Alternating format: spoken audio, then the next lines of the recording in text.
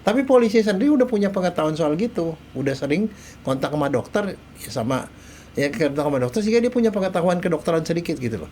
Udah punya bayangan ya dok ya? Nah, jadi artinya dia lebih pintar gitu loh dari ya karena sistemnya dia. Saya sih nggak tahu, tapi itu sistemnya itu membuat polisi itu lama yang kira makin pintar kan.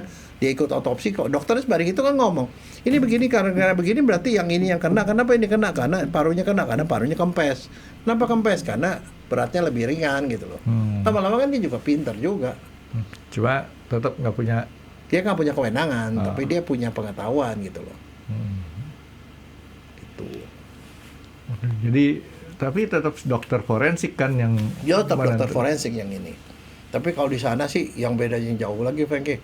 Di sana mah kalau dokter forensik gajinya gede, Frankie.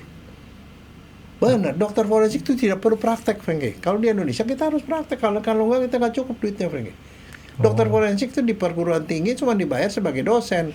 Ini jadi kerjaan ini adalah kerjaan buat negara. Artinya kita dapat income nggak banyak. Kalau di sana nyaman dokter forensik itu gajinya tuh sama dengan dokter spesialis lain. Di sini Gede di sini gajinya. sebenarnya bukan nggak cukup dok, 2 kali cukup, Apa? dicukup-cukupin.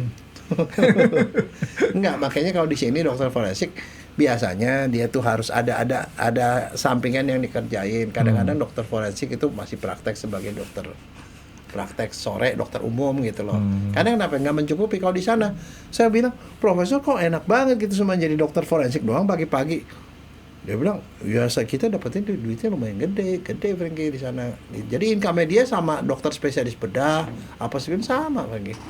Oh. Jadi cukup hanya jadi arti dia bisa fokus benar-benar di forensik gitu loh.